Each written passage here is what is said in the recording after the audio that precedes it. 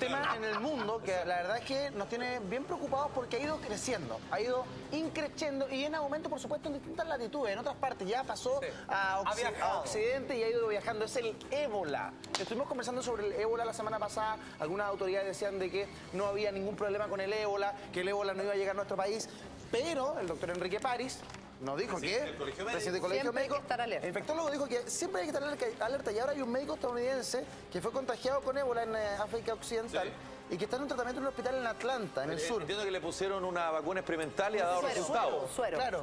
¿Y funcionó bien el suero en Aparentemente, este caso? aparentemente está funcionando bien.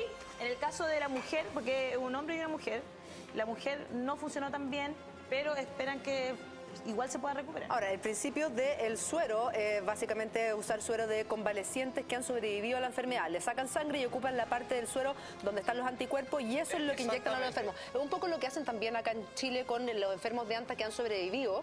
Le sacan las plaquetas de la sangre y le hacen transfusión a las personas que están enfermas de anta para tratar de sobrevivir. Claro, tenemos esta mañana un experto para hablar respecto a este avance del ébola. Hay gente que incluso está preocupada porque está Michelle Bachelet viajando los próximos días a África y según tenemos entendido el ébola ya llegó a Nigeria y estamos en contacto con el infectólogo de la red UCES, Carlos Pérez. Don Carlos, doctor, ¿cómo está usted? Buenas tardes, ¿cómo están? Bien, yo creo, doctor, buenos días. Buen día, doctor. Todavía estamos días, sí. Sí, buenos días, buenas tardes, estamos todos bien. Como usted quiera. Como usted quiera. Oiga, doctor, hay muchas preguntas y hay mucha preocupación, perdón, Julieta, por que justamente nuestra presidenta, la presidenta Bachelet, va camino a África y el ébola está como, de alguna manera, esparciéndose. ¿Hay todavía tranquilidad aquí en nuestro país o debiéramos estar un poco más alertas? Bueno, yo creo que podemos tener tranquilidad en nuestro país todavía. Estos son países pequeños que están en África occidental, que no son lugar frecuente de turismo, ¿no es cierto?, de trabajo o de escala de grandes líneas aéreas, y por lo tanto es menos probable que personas chilenas, ¿no es cierto?, puedan viajar a esos lugares y adquirir la enfermedad y traerla para acá.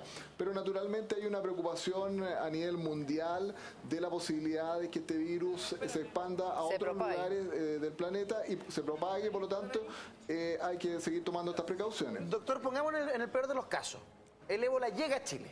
En Chile, ¿tenemos este suero que se utilizó en Estados Unidos con este médico? ¿Hay algún protocolo para actuar ante un posible caso de ébola en nuestro país? ¿Solo se aísla?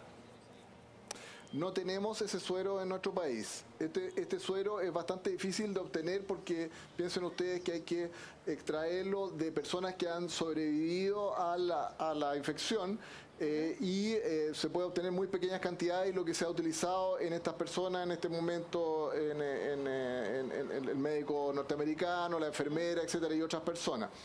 Así que no está disponible en nuestro país. Pero sí tenemos especialistas, tenemos instalaciones, ¿no es cierto?, lugares donde podemos atender a pacientes con enfermedades infectocontagiosas, que ojalá que no nos toque. Doctor, pero estamos viendo en imágenes, yo no sé si usted puede ver el operativo que se hizo en Estados Unidos con la llegada de este médico norteamericano, al cual sí respondió a este suero, y la verdad es que es impactante, parece una película en donde llevan una persona infectada de un virus que a la menor mirada ya se va a contagiar. O sea, estamos viendo las imágenes y es como todo un operativo casi de ciencia ficción. De ciencia ficción, exactamente. ¿Es tan así contagioso el ébola como para llegar a hacer este operativo de aislarlo, de llevarlo en un avión especial, entre ambulancia?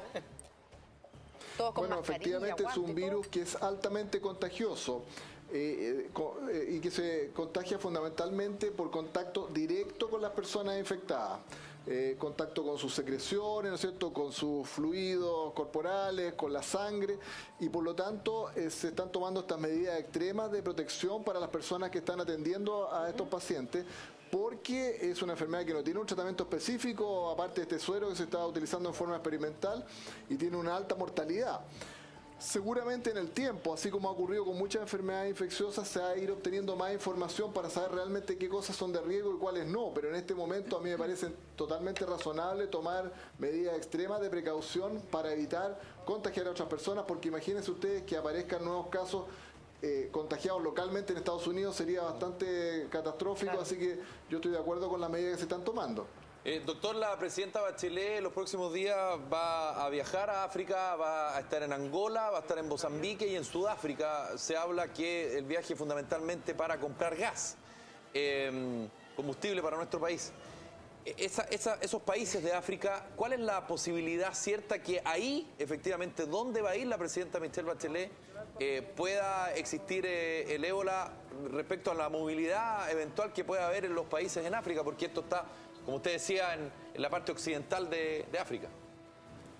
Bueno, eso es un riesgo potencial de que personas que hayan estado en los países que tienen este brote, ¿no es cierto?, y que adquieran la enfermedad, viajen a estos otros países y puedan, ¿no es cierto?, llevar esta infección. Ahora, es altamente improbable, ¿no es cierto?, que nuestra presidenta u otras autoridades puedan estar en contacto con esta persona, porque esto no está en el aire, sino que requiere un contacto directo y por lo tanto yo creo que no hay riesgo para ello. Sí, pero la preocupación, doctor, es que el periodo de incubación puede llegar a 21 días, entonces puede ser una cocinera de un hotel que no sepa que efectivamente está con el virus ébola en su organismo, claro, y que se pueda transmitir. Eso entiendo que es lo peligroso finalmente de este virus. Efectivamente, eso es así.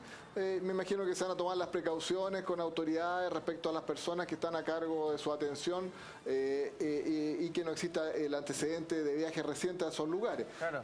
Yo creo, repito, en términos generales, que es poco probable en estas circunstancias para nuestras autoridades que tengan riesgo, pero el riesgo es real a nivel local y a nivel mundial de que puedan aparecer casos en el futuro, ¿no es cierto?, de personas que hayan adquirido la infección en esos lugares y que estén en periodo de incubación cuando abandonan esos lugares. Perfecto. Carlos, ¿cuántos virus mortales existen actualmente para los cuales no hay una cura definitiva o que se haya desarrollado, como el caso del ébola?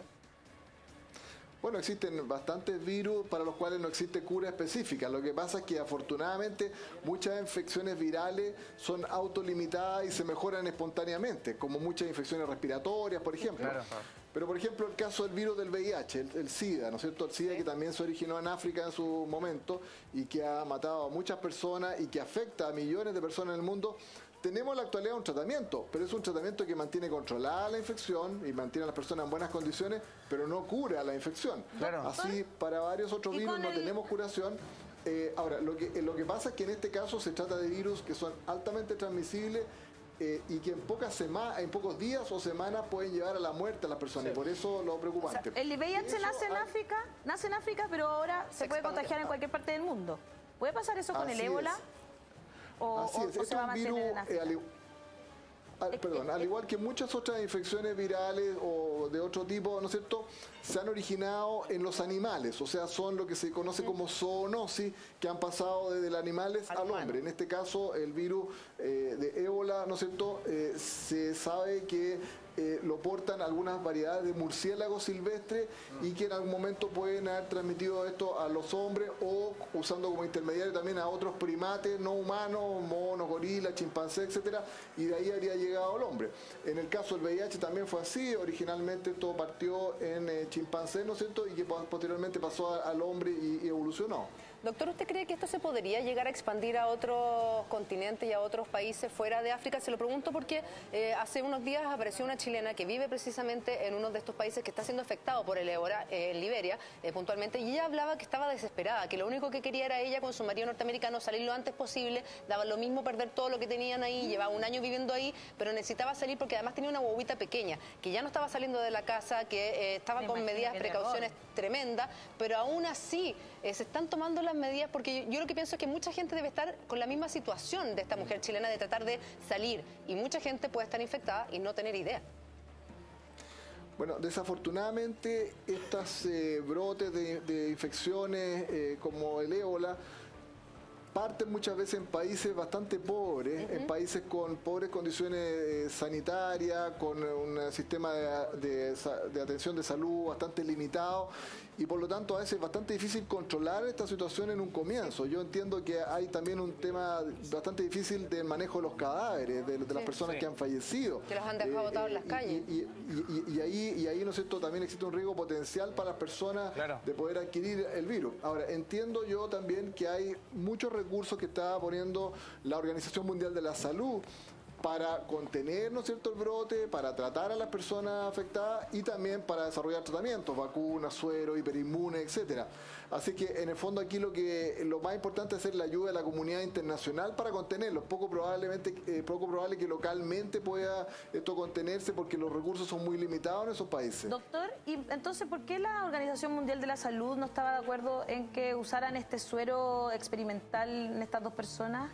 Que fue traspasado desde chimpancés básicamente a seres humanos, ¿no? Mire, no sé exactamente las razones técnicas, lo que pasa es que en la actualidad hay protocolos bastante estrictos para definir en qué momento los tratamientos nuevos pasan ya a una fase en que se utilizan en pacientes. Hay toda una serie de etapas y que eso toma habitualmente meses, años, ¿no es cierto? Y en este caso se ha hecho una aprobación acelerada, ¿no es cierto?, para como una terapia compasiva de rescate de personas que tienen alto riesgo de fallecer. Y ahí puede haber estado la discusión. Pero es lo que se puede hacer en situaciones desesperadas como esta, yo creo. O sea, si a mí me dicen que tengo ébola, también digo que sí a cualquier cosa que me digan que puede ser un... Te puede salvar. Claro. Ahora, pero el principio de este suero, doctor, es como el principio que se usa frente a otros virus como el virus Anta. Se le extrae sangre a convaleciente, a personas que han sobrevivido, por ejemplo, a esta enfermedad. Yo lo contaba, en el Anta se le extraen las plaquetas de la sangre y se inyectan a personas que están sufriendo, padeciendo esta enfermedad. ¿Es así? Claro, usted lo explicaba muy bien recién a propósito del Anta. Efectivamente se trata de lo que se llama inmunoterapia, o sea, uno utiliza anticuerpos que ya han sido producidos en otro organismo, ¿no es cierto?, luego de la exposición al virus, y eso se administra a una persona que está con la enfermedad, lo que le ayuda a combatir la enfermedad, digamos. Así que es una terapia muy interesante. El problema es que es bastante limitada la cantidad que uno puede disponer de suero y de anticuerpos, porque como le digo, hay que identificar a estos convalecientes, las personas ya tienen que estar recuperadas para que no tengan el virus en su sangre, ¿entienden? Entonces, pero después de eso ha sido una terapia interesante y eso ha funcionado en el Anta y ha funcionado en otro tipo de infecciones virales también como una ayuda junto con antivirales y otros tratamientos. Doctor, usted nos hablaba de que el virus ébola en África se comenzó a partir de murciélagos y que luego fue mutando hacia chimpancé y luego al ser humano. ¿Es posible que algo similar ocurra en nuestro país, en donde también hay especies animales que podrían tener algún tipo de virus que muten y que avancen hacia el ser humano?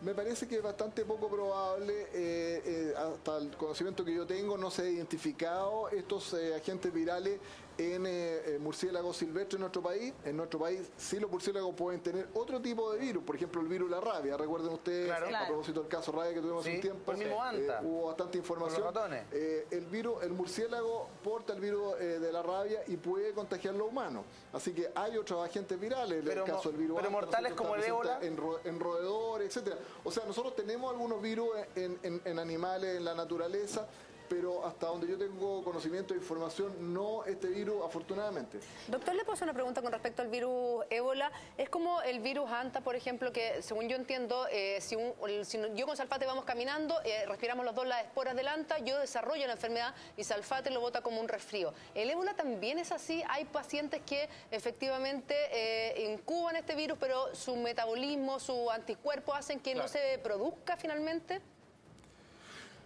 Desafortunadamente este virus, a diferencia de otros que produce lo que usted señala, que hay personas que son asintomáticas, que hacen una infección asintomática y son muy pocos los que hacen el cuadro clínico, en este caso los que contraen el virus, en general la mayoría desarrollan la enfermedad. O sea, este virus no perdona. La tasa, digamos, de desarrollo del cuadro clínico es bastante elevada y eso es lo que la hace tan preocupante. Claro, porque la tasa de mortalidad es del 90%, tengo Le queremos Gracias, doctor Carlos Pérez. Un poco menos en este grupo, alrededor de un 50%, pero de todas maneras bien elevada. Doctor, muchísimas gracias por enseñarnos más acerca de este virus que atemoriza a bastantes personas, incluso en nuestro país, que hay preocupación respecto a si es que pudiese llegar. Gracias, don Carlos Pérez. Muchas gracias. Gracias a ustedes.